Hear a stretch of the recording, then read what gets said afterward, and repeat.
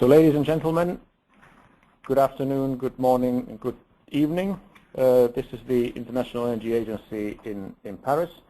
My name is Juho Lipponen, and on behalf of the IEA CCS team, I'm happy to announce that we will now present the revision of the IEA CCS Roadmap 2013. And together with me, I have here Didier Houssin, who is the Director of SPT at the agency, and my colleague Elina Levina, and a few other colleagues who will be presented later on.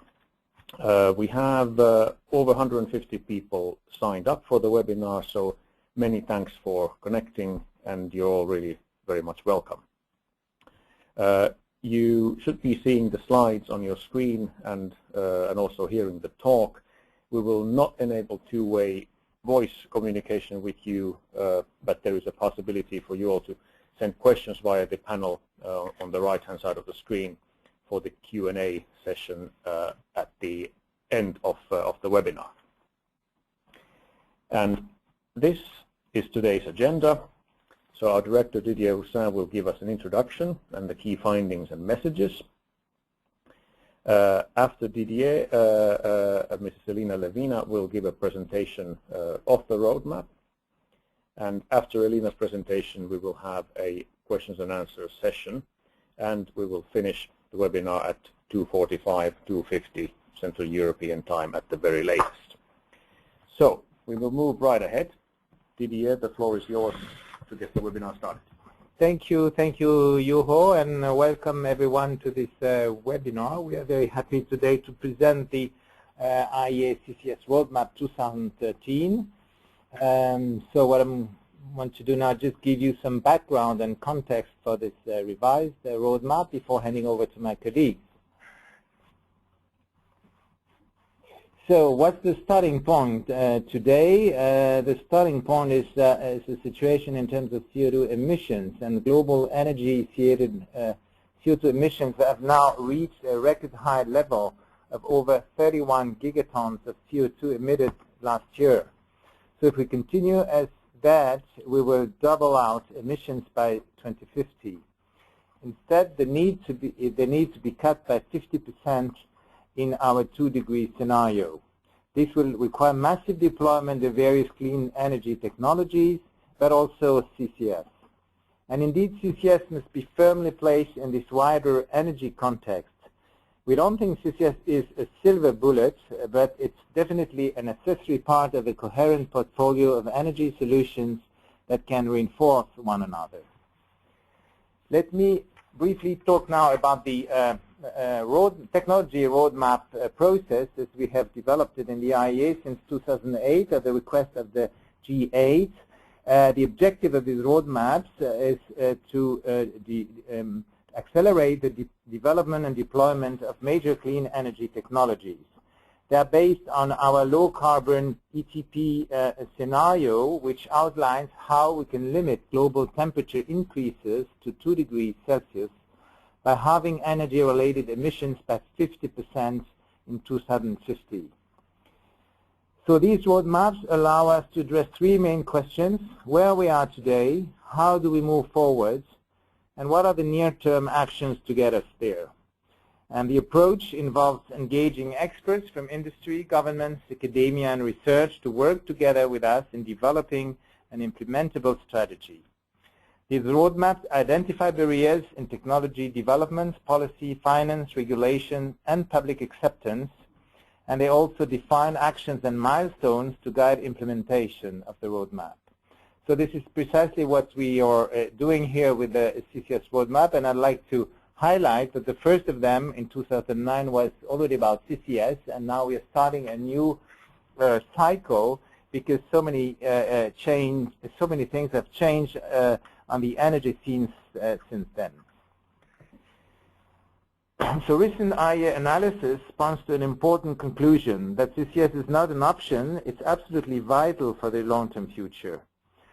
Coal continues to be the largest incremental source of global energy consumption. It is clear that in spite of rapidly increasing shares of non-fossil energy sources, coal and other fossil fuels will inevitably play a role for many decades to come. and CCS actually offers the only solution today to deal with emissions from fossil fuel use.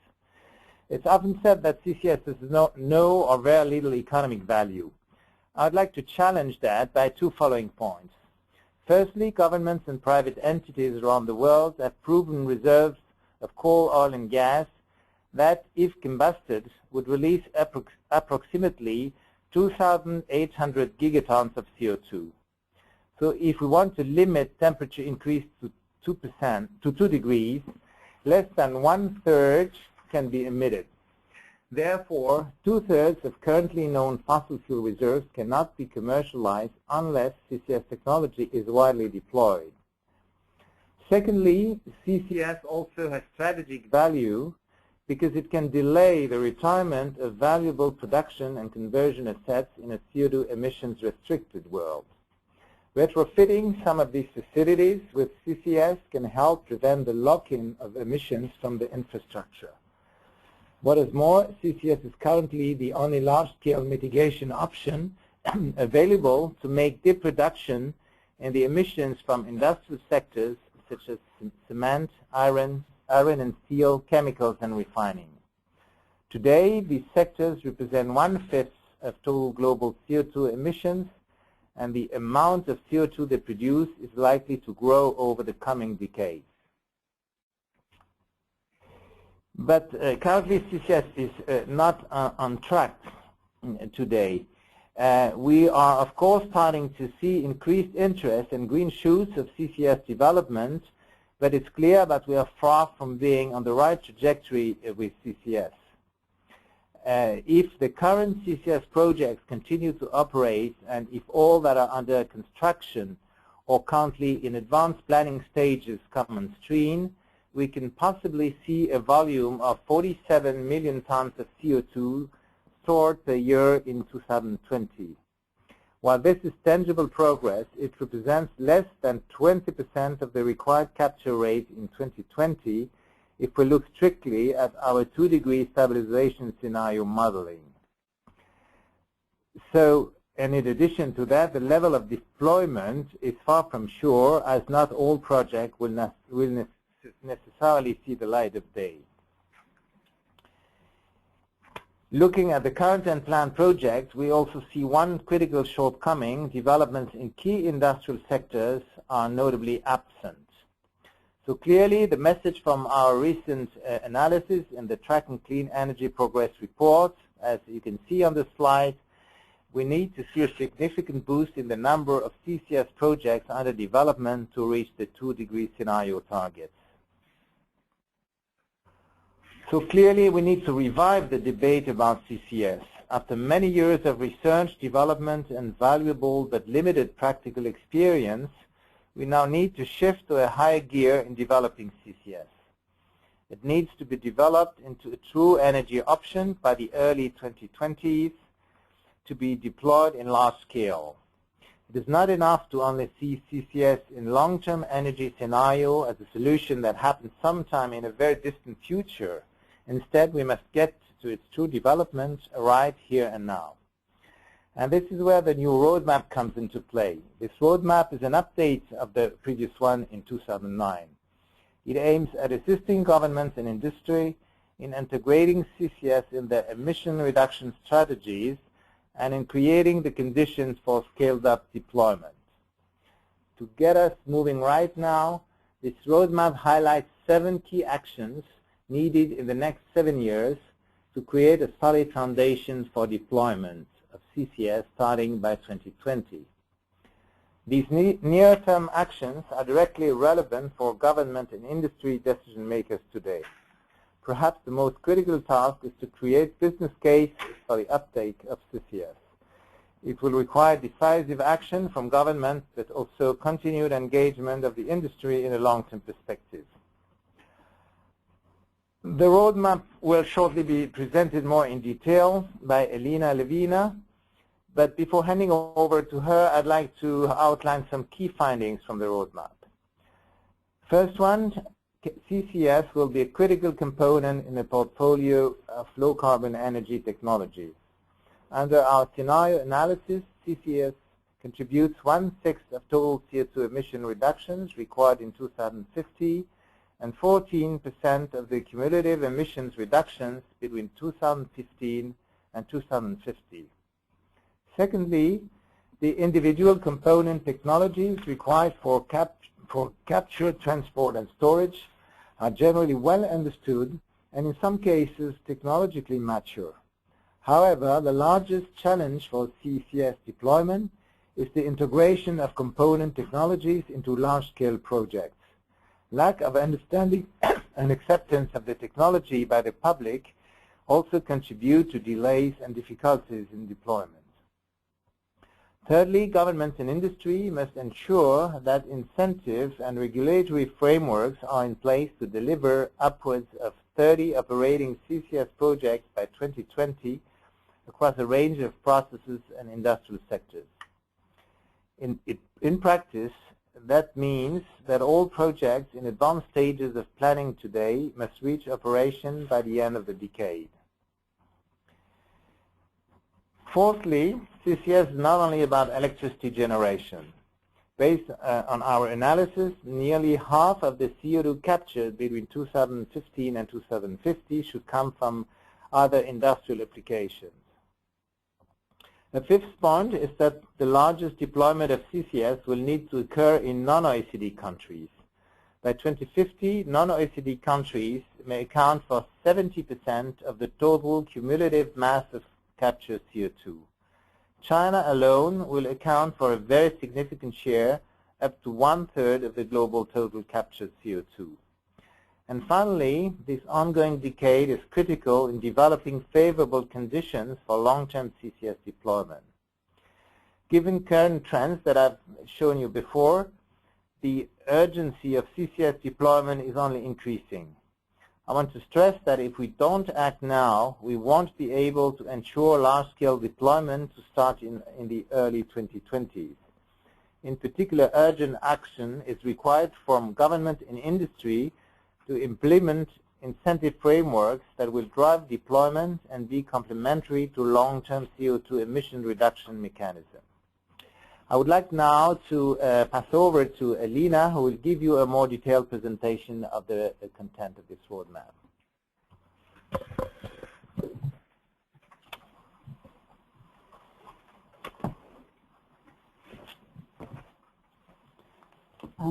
Good afternoon, or good morning, or good evening, everybody, and thank you for being with us today. My presentation will follow the structure of the roadmap document itself, and we'll first focus on the status of the technology today, then present the IEA long-term vision for CCS consistent with our 2 degrees centigrade scenario, and then we'll offer a set of actions that, if implemented, would help CCS to get on the path of large-scale deployment. But before I give you a brief overview of the CCS status today, I would like to reiterate what Didier has just said in his opening presentation. CCS is not optional. It is a critical part of low-carbon future as long as fossil fuels continue to play an important role in our economies. You can see in this graph that after energy efficiency and renewable energy, CCS has the 3rd largest share in CO2 emission reductions in the energy sector. 1/6 of all energy sector emission reductions in 2050 will have to come from CCS. And cumulatively, over the next 35 years, CCS can reduce CO2 emissions by 14%, or 120 gigatons. Let's now turn to where CCS is today. While evaluating the status, we had a look back at IEA estimates in 2009. At that time, the IEA developed its first CCS roadmap and identified several key milestones for CCS development consistent with 2 degrees centigrade scenario. Today, our analysis shows that the world has met only one short-term milestone, which is the development of comprehensive legal frameworks for CCS, and not to the full extent, because significant progress has been made mostly in OECD countries. Implementation of all other milestones on number of CCS demonstration projects, finance, development of storage and transport networks remains unsatisfactory. As you all know, CCS is a group of technologies that involves capture, including separation of CO2 from a mixture of gases and compression of the CO2 to liquid-like state, transport of CO2 to a suitable storage site, and storage itself, which also includes injection of CO2 for permanent storage and also monitoring as necessary. The analysis and consultations with relevant stakeholders allow us to conclude that CCS today is ready for scale-up. Let's now look closer at storage technologies. They're well understood but expensive. This table shows you the commercialization of CCS, of capture technologies today. You see that today CCS is available commercially in several industrial processes where CO2 separation is part of the process. It's the green color. Post-combustion capture in coal power generation is catching up, the yellow color on this table. But in 2016, we're expecting more technologies to enter demonstration phase, such as IGCC iron and steel direct reduced iron. Some projects will graduate from labs and enter pilot phase, like, for example, chemical looping. So you see more pink color on this screen and more yellow than before. However, in 2020, we need to have demonstrated all fossil fuel power generation capture technologies and CCS on key industries, such as iron and steel and cement. So you see that the purple color, which is a lab concept, has almost disappeared in 2020. CO2 storage has also been demonstrated. We now know 4 types of storage. All 4 have been demonstrated at pilot scale. And 2 of them, which is storing CO2 in saline aquifers and for enhanced oil recovery, have been demonstrated in large scale for decades. But further experience is needed at scale. Transport is the most mature step in CCS, with more than 6,000 kilometers of pipelines in the US and other experiences in Europe. After looking at component technologies separately, let's have a snapshot view on how they have been integrated into projects. Today we see a handful of CCS projects. 4 of them are CO2 storage projects with monitoring. Others use CO2 for enhanced oil recovery. These projects have been providing valuable experience with CCS. However, more projects are coming online in the next several years. Despite the absence of coherent incentive policies, over 20 CCS projects are today in operation or advanced stages of planning. There is tangible progress, but this progress is significantly below the trajectory required. Most of these projects have received some level of government support. Also, the majority of these projects, about 2/3, have been driven to some extent by mature CO2 markets for CO2 enhanced oil recovery. So obviously, CO2 EOR is an early opportunity for CCS. There are several reasons why CCS industry is developing so slowly. First of all, lack of policy and economic drivers create the situation with very few incentives for CCS. Carbon price is very low or inexistent. Business opportunities are limited. Enhanced oil recovery is one of them. All other uses of CO2 are at very small scale. Technical difficulties, for example, complex commercial arrangements between capture and storage industries, complicated step of adding capture technology to already complex processes, and lack of public support, and sometimes lack of support from climate community, exacerbate the situation. So now let's look at where CCS needs to be in 2015. This graph shows you the IEA vision for CCS deployment consistent with 2 degrees centigrade scenario. Here you can see that CCS is needed in a large number of sectors. The IEA identified 3 goals for CCS deployment. We can start now with a long-term vision, so 2015. Our long-term vision is that CCS is routinely used to reduce emissions from all applicable processes in power generation and industrial applications at sites around the world, with over 7 gigatons of CO2 annually stored in the process. So to get there, we identified short-term and medium-term goals. So if we move to a short-term goal, 2020, as Didier already mentioned in key points, we see the capture of CO2 has to be successfully demonstrated in at least 30 projects across many sectors, including coal and gas-fired power generation, gas processing, bioethanol, hydrogen production for chemicals and refining, and direct reduced iron. This implies that all of the projects that are currently at advanced stages of planning are realized and several additional projects are rapidly advancing, leading to more than 50 million tons of CO2 safely and effectively stored per year. So to move between the near-term goal and the long-term goal, we have a medium-term goal for 2030, where we see CCS being routinely used to reduce emissions in power generation and industry, having been successfully demonstrated in many industrial applications. This level of activity will lead to storage of over 2 gigatons of CO2 per year. The right-hand side graph shows geographic distribution. And here again, you see that 70% of all CCS projects in 2050 will be non-OECD countries, 1/3 of all these projects in China. This graph will help us to visualize the challenge. It all boils down to creating a new industry. So 2050, we need to capture and store around 50 million tons of CO2 per year. Already this seems like a big challenge. But in 2030, this amount increases 40 times. CCS industry equals today's global gas production industry at that time. By 2050, the amount of stored CO2 increases 150 times from today's level. So in 2050, storage and transport capacity will be a valuable asset for governments and private companies. This slide shows geographic distribution of CCS. And as you can understand, CCS depends on locations and sizes of power plants and large industrial facilities. So CCS will be needed in most parts of the world, but the scale is not the same. I'm sorry, just one point here that you can look at the table. There are some numbers here and also the sizes of circles. So it is clear from this graph that by 2030, the challenge and opportunity for CCS is the biggest in China, OECD Americas, and OECD Europe. In 2050, China and OECD Americas still represent the largest CCS markets. Of course, there is cost. The total undiscounted investment in CCS technology from now until 2050 would amount to $3.6 trillion.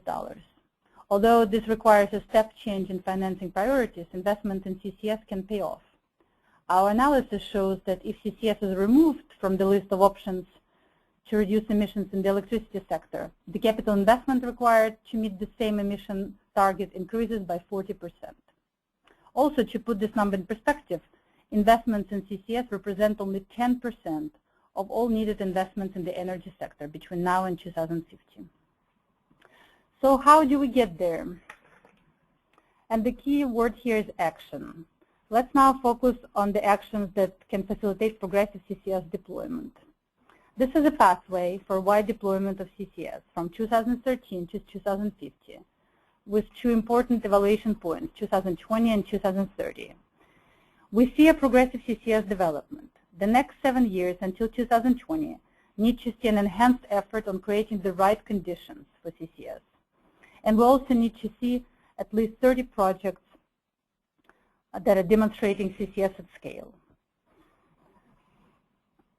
In the next 10 years, CCS deployment picks up and reaches the level of a new industry, as I showed before. And after 2030, CCS is mainstream. The vision below are corresponding to the goals that I presented in earlier slides. So let's focus on the next 7 years. We have identified 4 areas with action. So policy and regulation, storage, capture, and transport. There are a number of actions in each of these categories. Developing and implementing policy frameworks is the key for this decade. There are 5 actions in this area. These actions include financial support mechanisms for demonstration and early deployment of CCS, requirement of new built power capacity to be CCS ready, improve understanding among the public and stakeholders on CCS technologies, support demonstration of CCS in non-OECD countries, and governments to determine their role in the design and operation of CO2 transport and storage. The highlighted actions is the top priority in this category. Creating business cases for CCS is the key task for this decade. In the short term, it can only be done through policy instruments. The graph shows policy gateways. Each gateway corresponds to the level of technology development or maturity and relevant policy instruments. Today, CCS at the technology learning phase and requires strong government support through incentive policies. We can learn from renewables in supporting early deployment of CCS. Now we move to actions in the area of storage, and significant efforts are needed on storage, where in the past the attention has not been sufficient. Another 5 actions have been identified for this area. Encourage storage exploration, characterization, and development through policies and incentives. This is the top priority in this category. Implement governance frameworks that ensure safe and effective storage. In this area, the most progress has been already made to date. Develop coordinated international approaches and methodologies. Ensure that CO2 EOR is conducted under storage-specific regulation. Support R&D into novel technologies that could utilize significant quantities of CO2. Cost reduction is the key task in the area of capture. 3 actions can help us to fulfill this task.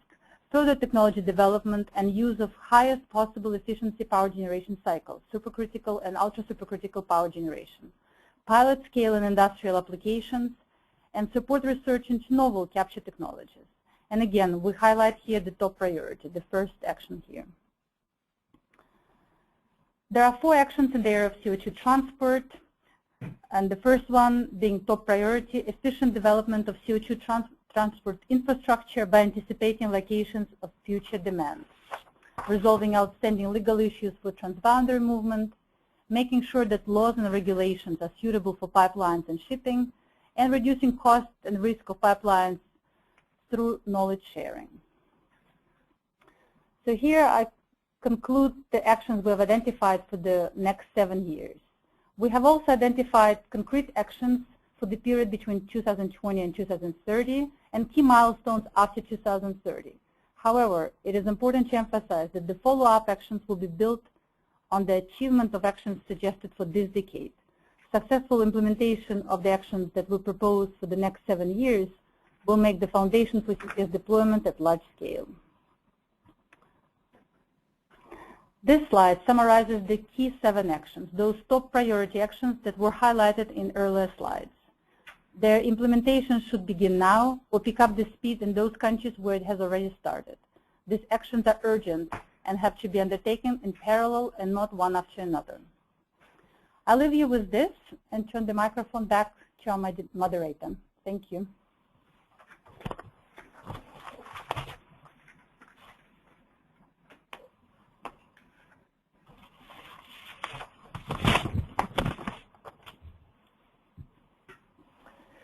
Thank you, Elina, and thank you, Didier, as well for the introduction earlier. Ladies and gentlemen, you've now heard the presentation of the CCS Roadmap 2013, and it is time to turn over to you and your questions. We've got a couple of questions that have come in, and so in the room we have we can continue to have Elina, who's been the project manager for the roadmap, and to answer some of the questions. We also have 2 other colleagues joining us, Simon Bennett and Sean McCoy, who both worked extensively on this document. Let's take a first question. I would direct this for Simon. Does the IEA see a role for CO2 utilization? Okay, thank you, Juho. In fact, the updated roadmap that we're launching today contains some discussion on utilization, I think, for the first time in one of the IEA CCS documents. And the reason for this is that we have seen the role that the use of CO2 for enhanced oil recovery has been able to play in driving demonstration projects forward, especially in North America. And that really has been the activity that has managed to get those projects to close the funding gap and make a business case. But we've explored the role of utilization a little bit more broadly, and there are 2 roles that we can foresee. The first is to provide a use and a value for CO2 to help demonstration projects, such as the enhanced oil recovery projects I referred to earlier, and also as an alternative to geological storage in the long term. We're in the context of a climate mitigation framework, and obviously EOR can play a role in both of those, but we've looked at the possibilities for chemical utilization of CO2 and CO2 mineralization as well. And I'd like to refer you, to those of you who have downloaded the documents, to page 12, where we have a box on CO2 utilization.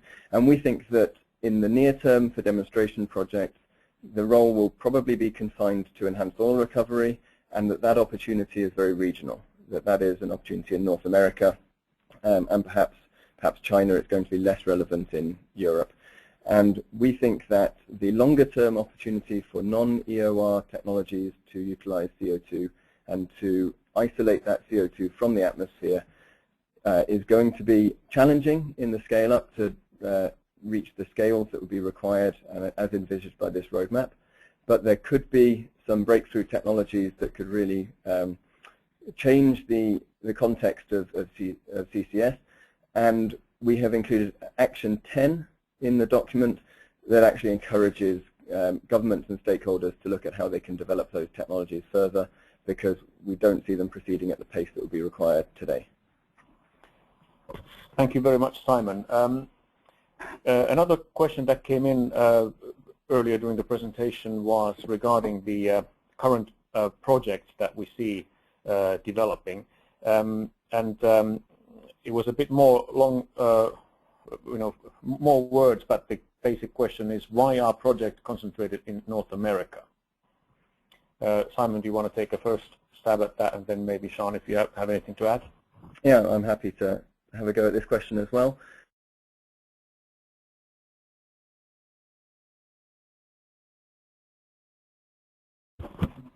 Sorry, we just had to get the microphone running. I'll start again. The answer seems to be relatively clear if you look at how long it takes to develop a project, even from concept stage to the advanced stage of planning that we've included in the slide that we showed earlier.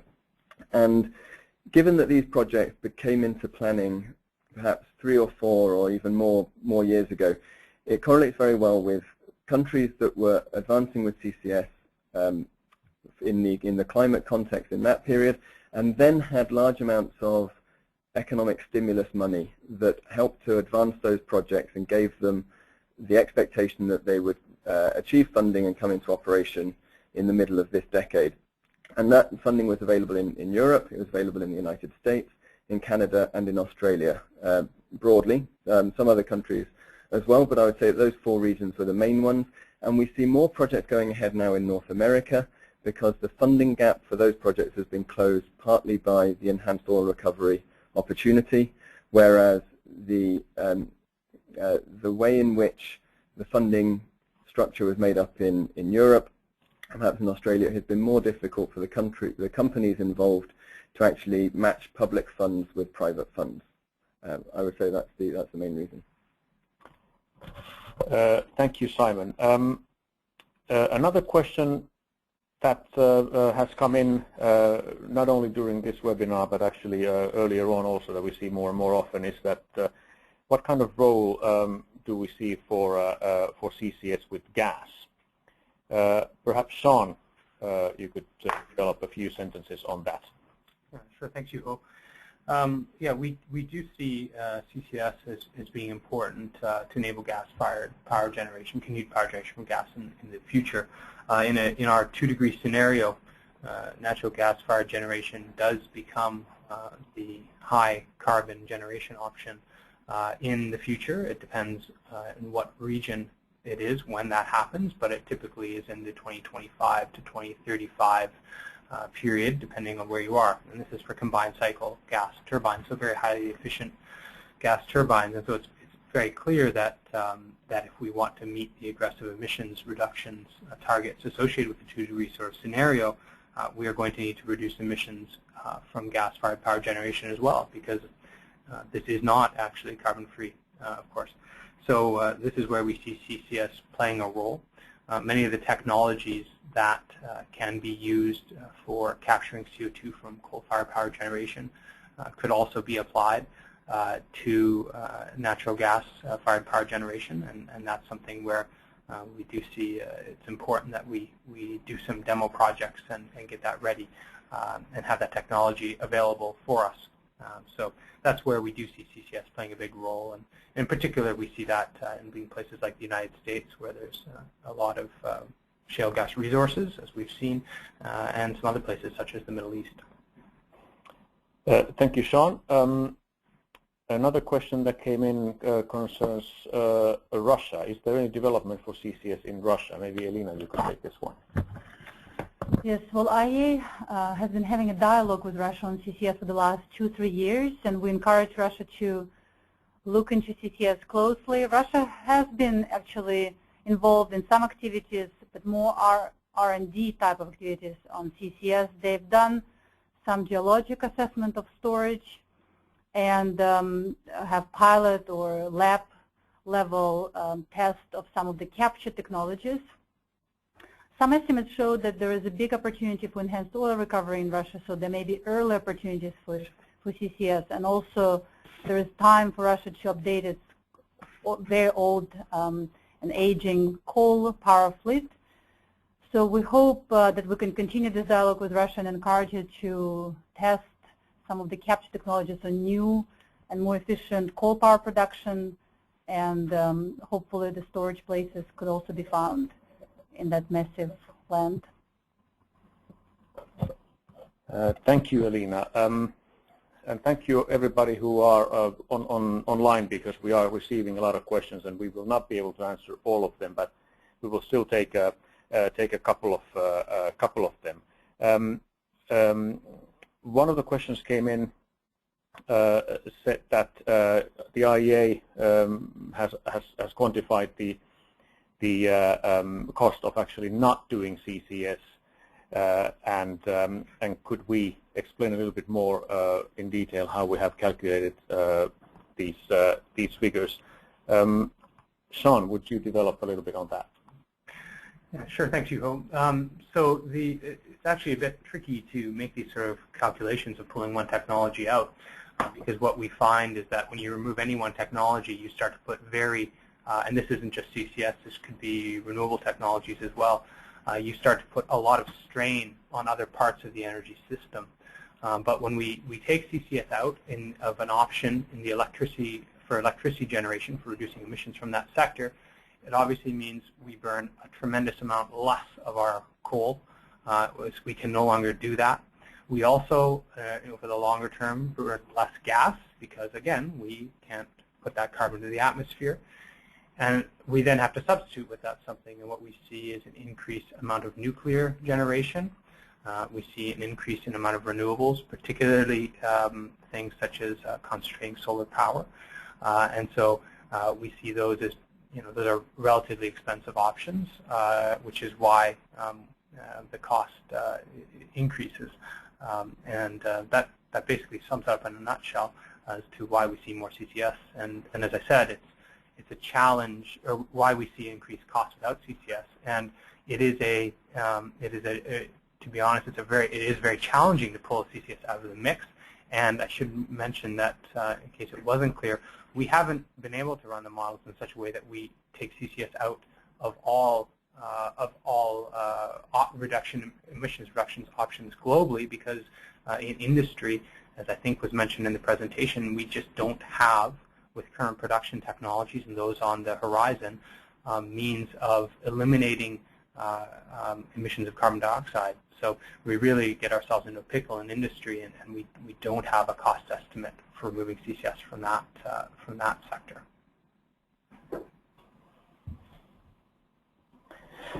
Thank you, Sean. There's a whole bunch of questions coming in on incentive mechanism. We mentioned in the roadmap that incentives need to be developed, and it seems that there's a lot of acceptance to that view amongst the audience. The questions are that what type of incentive mechanism we really are talking about. I could take us beginning to that one and then allow for colleagues to join in if they have further views. Clearly, it has been the experience over the past years that CO2 pricing mechanisms, as we currently know them, have, apart from a few very few exceptions, not been successful in driving CCS forward. And before CO2 price levels are high enough, we're going to need something in the interim period to drive first projects on stream and to get the technology learning going. We think that mechanisms that have been used for successfully for renewable energies should be a source of inspiration also for CO2 for CCS incentives. And if we take an example of current development, for example, the contract for difference feed-in tariff that the UK is currently in the process of establishing, is certainly an interesting way forward, and we look forward to seeing how that mechanism can work. But clearly the message is that CO2 prices alone are extremely unlikely to be successful anytime soon, and other types of mechanisms are required in the meantime, but potentially for the next 10 years or so. Does any other colleague want to comment on incentive policies? Maybe just to add that incentives are needed for different technologies in CCS chain. So there is a need for incentives for capital costs on capture, for operating costs of capture technologies, but also we need incentives for storage and transport infrastructure. And we haven't seen any incentives in the past for that. And this is very important so that the storage can be developed simultaneously with capture technologies. Thank you, Elina. Then a few other questions have concerned public acceptance.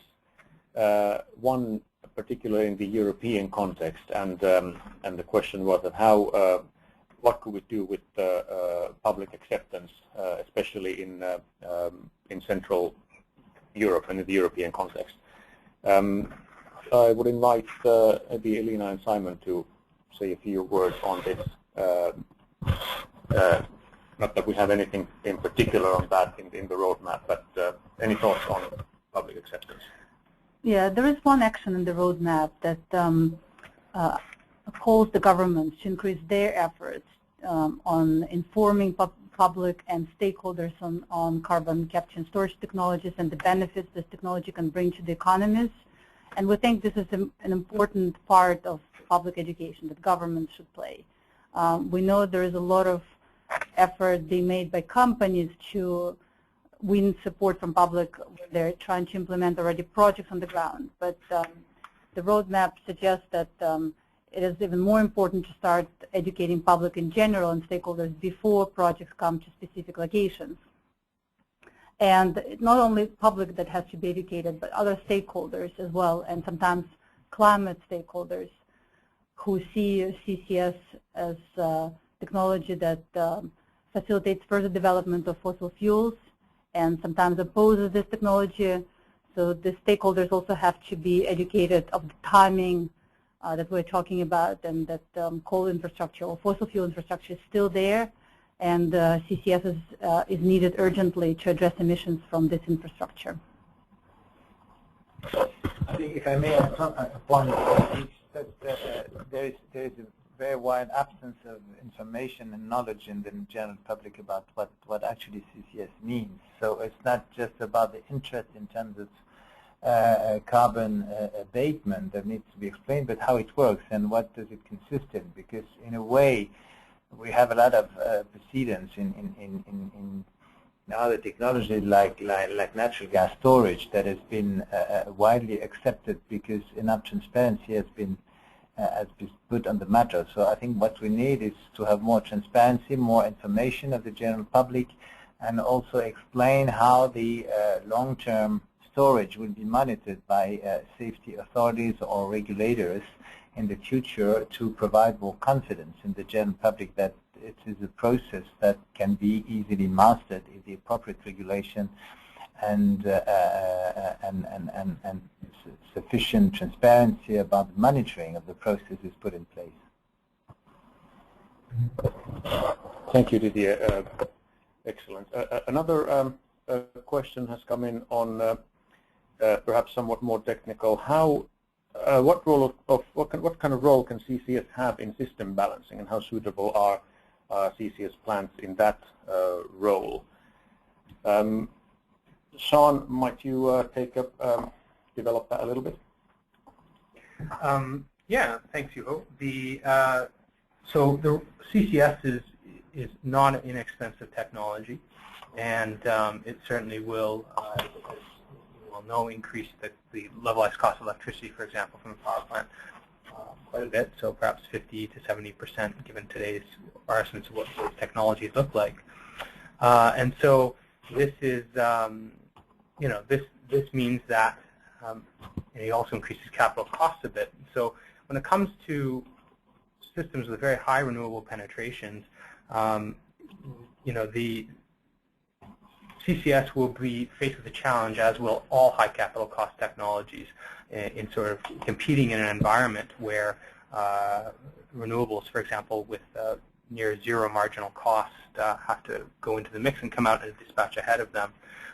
So I think that in terms of from a system balancing, from a cost perspective, that will be quite challenging for CCS, and again for all other high cost technologies, whether they be, for example, nuclear.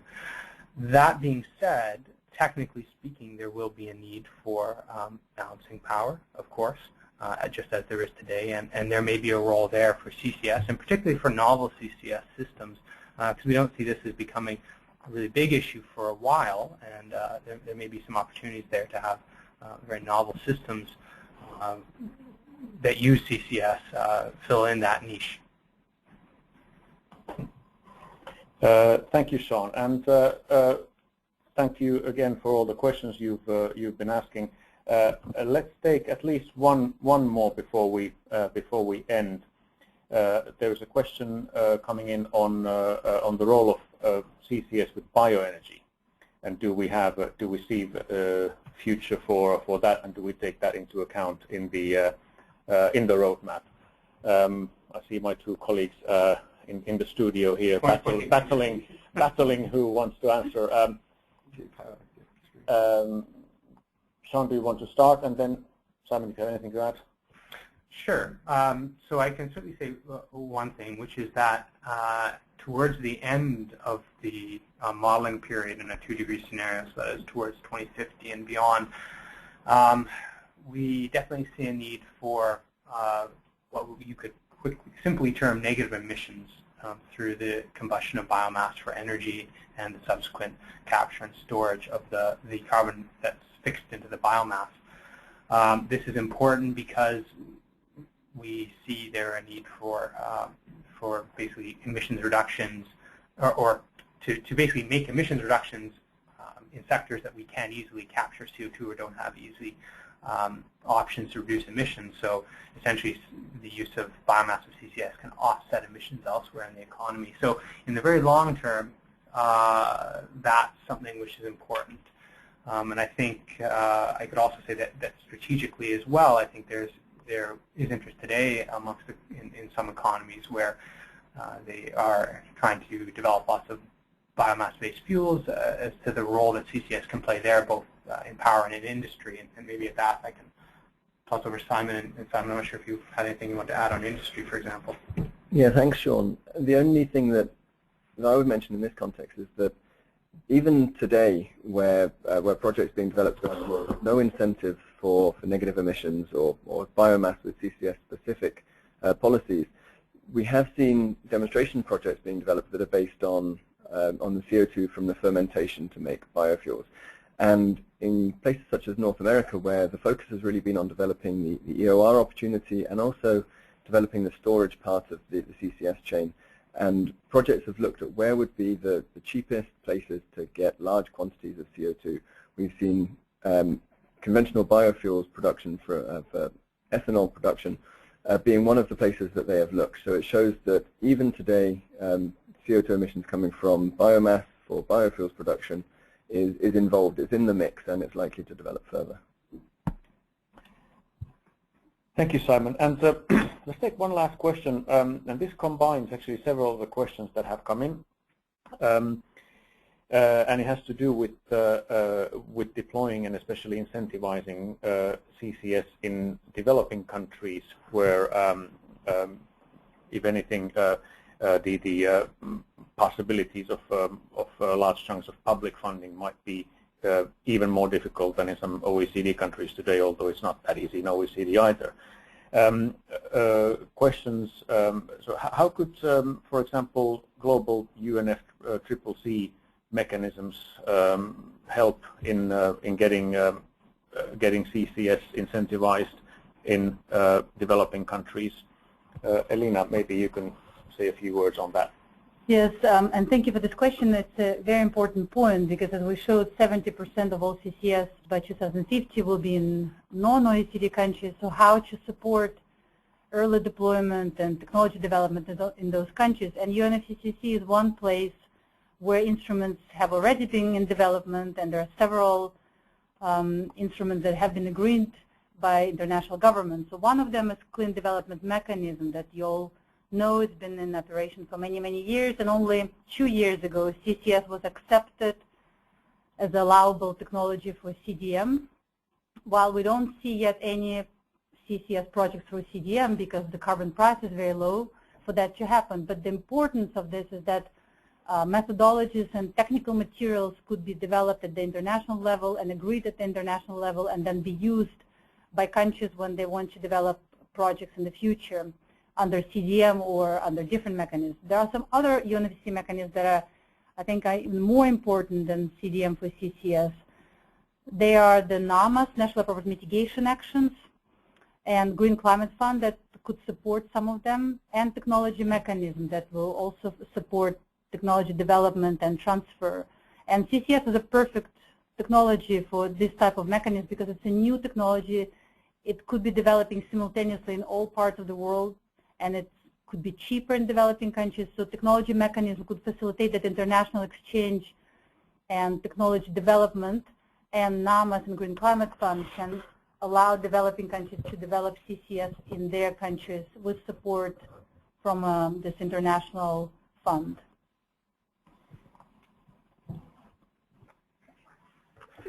Okay, I'd just like to add something on the subject of CCS demonstration project development in non-OECD countries. And actually, that we're just the way that the roadmap has been developed, we'd like to remind people that we're currently in a technology demonstration and development phase for CCS. We're anticipating that that will lead it to commerciality in the next decade. And that at the moment, as far as capture technology is concerned, it's not necessarily so important where those projects are based, and that we would hope that through sharing of information between projects and between countries, we could have a critical mass of demonstration projects developed around the world. And in that context, it's very interesting to note that a number of projects in North America recently have received funding from Chinese and even Thai funders to be able to close their funding gap. And we're also seeing that funds from national governments are being injected into the development of projects in, for example, China. And if you look at the Global CCS Institute's database of projects which it maintains, you'll see that most of the new projects that have come into that database in the last 12 months are actually Chinese projects. So there is a certain amount of activity that is becoming increasingly cross-border, I would say, in terms of the way projects are being financed, which is very interesting when you consider that the stimulus money, which I referred to earlier as driving some of these early demonstration projects, is now coming to an end, and people are going to need to find perhaps collaborative ways or different funding mechanisms to get the next phase of demonstration projects off the ground. Thank you, Simon. Ladies and gentlemen, I think it's now time to conclude the presentation of the roadmap, and thank you for your attention and all the questions. And if we've tried to cover many of the questions individually or combining them, and but if somebody feels that you haven't, your question hasn't been answered duly, please send us email. You can use an address, generic address of ccs@iea.org, and send it to us, and we can answer to you then bilaterally. We would like to extend our gratitude to a number of groups and people who have helped us along the way to in developing the roadmap.